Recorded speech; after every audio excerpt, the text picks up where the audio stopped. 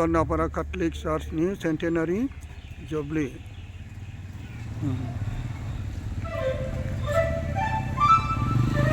Gloria Centenary Jubilee Celebration Saranapara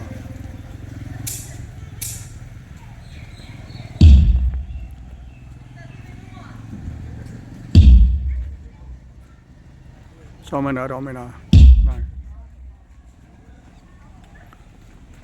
बेसेबांबा समायना decoration खालामदों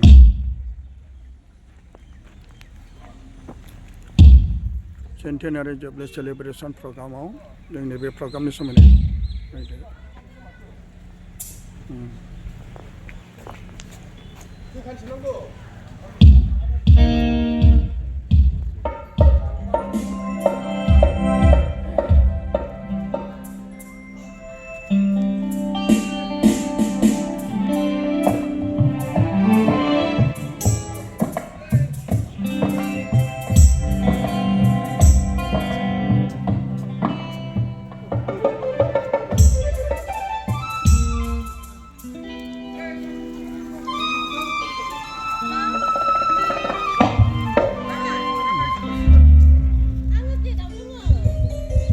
नोंसोरखौ खेब्बाय आं नै हामबायसै दे गोजोन्थों दे गोजोन्थों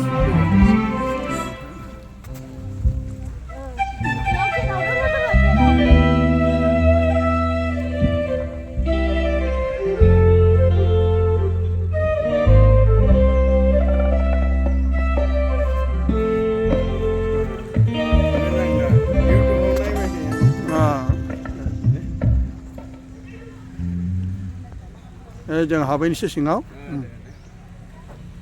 सोरखौ नेगासिनो दङ बिशपआ फैगासिनो ना बबेनि बिशप तेजपुरनि मा नाम बिशप माइकेल आकाश टप्प बेनिफ्राय बिशपआ माखासे थांनाय जाजेननिफ्राय आर्च बिशप जन मुलासेराबो फैबायना गुवाहाटी आर्च डायसिसनिफ्राय आरो बङाइगावनिफ्रायबो फैबाय दा दे बेथ' जौसे बोसोरारि इसोरनि गेजेराव अननायजों दैदेनजाबोबाय दा जों हाबहैनोसै सिङाव दे हामबायसै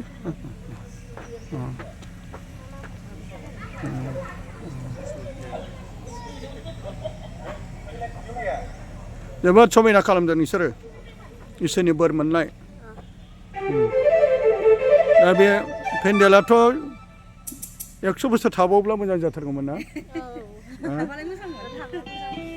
सेफायनो अनसिगोन उनाव रमायना रमायना नै फिसा फिसा डेक'रेसन न'फोर बेसेबांबा समायना बे सरनापारा कैथलिक चार्च बेसेबांबा समायना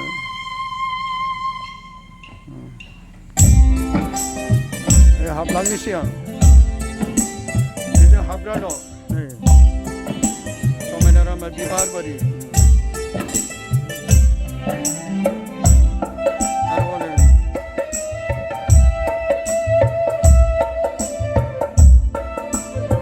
दिनै गोथार सानजों लोगोसे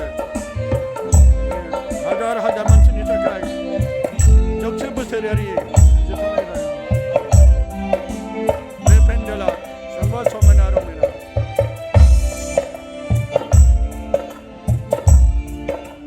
लोगोफोर नोंथांमोनखौ आं मिथिहोलांगासिनो बे सियाराव गोबां आलासिफोर जिरायफैगोन गामियारि खाथिनि आरो गोबां धोरोमनि सुबुंफोर मोनसेल' धोरोमनि बाहाय फैनाय नङा बाहाय कैथलिक सेनाय बाप्टिस्ट लुथारेन हिन्दु ब्रह्म बाथौ गासै धोरोमनि मानसिफ्रा बिसोरखौ हांख्रायहरनाय जादों आरो दिनै जोंनि हेल' नानि सना मा नाम हा दे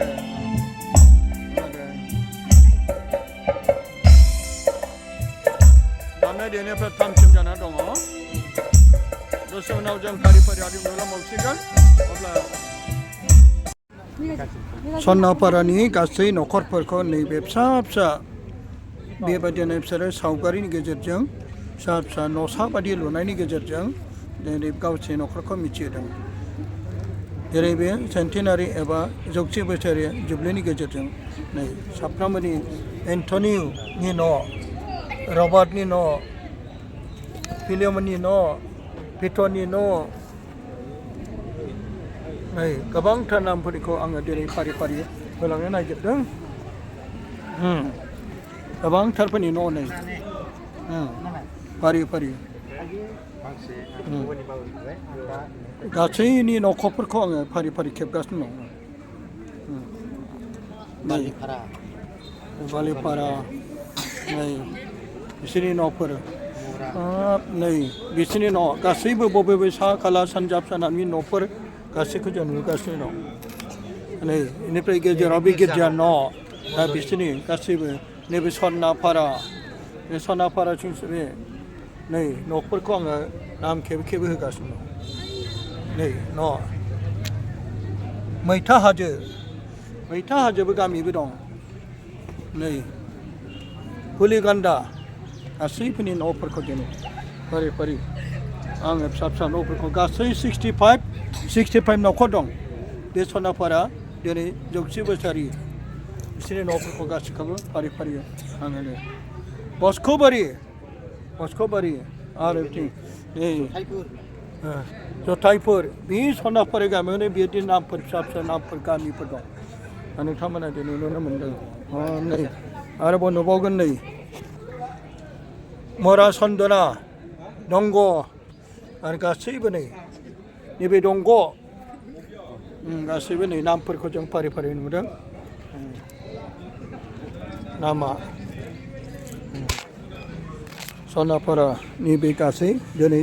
जौसे बोसोरारि जथुम्मानि एबा जुबलि खुंनायनि फोरबोनि बे फिसा फिसा 65 न'खर बिथांमोननि बे सरनापारा गामियाव रुंसारि जालांनाय गायसनगिरिफोर जाय सरनापारा केथलिक सेन्ट माग्दालि केथलिक चार्चनि गायसननाय आरो बिथांमोननि दिनै गायसननाय गालांजों जौसे बोसोरारि जुबलि दिनै खुंनायखौ जों नुनो मोन्दों आरो बिथांमोनखौ फारियै बाहाय गायसनगिरिफोरा गासै 10 सुबुंफोर बिथांमोना बे बुहुमाव फोरबोखौ मोनदोंमोन आरो दिनै बिथांमोना फोरबोखौ मोननानै बे बुहुमनिफ्राय रुंसारि जालांबाय थैनायनि गेदेर अननाय आरो बोरजों बिसोर सिखांफिननाय मिजिंखौ लानानै दा मानसिया थैयो आरो जोंबो थैगोन आरो बे थैनाया जों साफ्रोम जों उन उन फैगासिनो दं दिनै अनजाग्रा जाय रुंसारिफ्रा बे बुहुमाव रुंसारि जालांब्लाबो बिसोरनि मुङा सोरगोआव आफा इसोरजों लोगोसे दं बे गेदेर बाथ्रा दिनै बिथांमोननि रुंसारि जानायफोरखौ सरनापारा जौसे बोसोरारि बे जुबलि खुंथायाव बिथांमोनखौ गोसोखांदों आरो बिथांमोननि मुंखौ बाहाय रोखा रोखायै दोननाय जादों आरो दिनै जाय ग्रथ'खौ जेरै माइकेल आकाशि टप्प राइट रेभारेन्ड जोंनि तेजपुर डायसिसनि माइकेल आकाशि टप्प दिनै बेखेवबाय आरो बे ग्रथ'आ मेरानि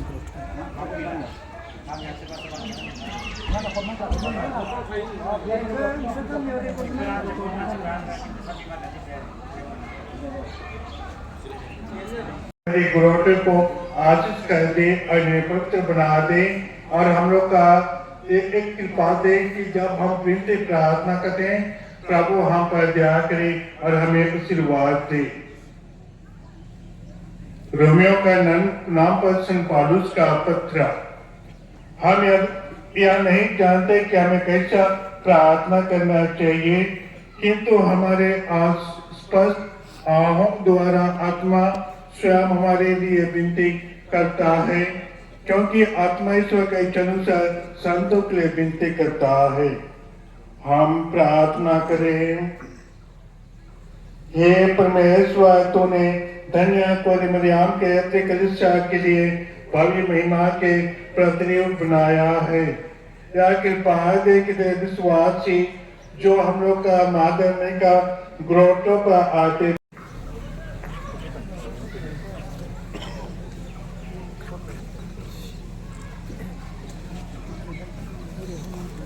앞에 보시는 거죠?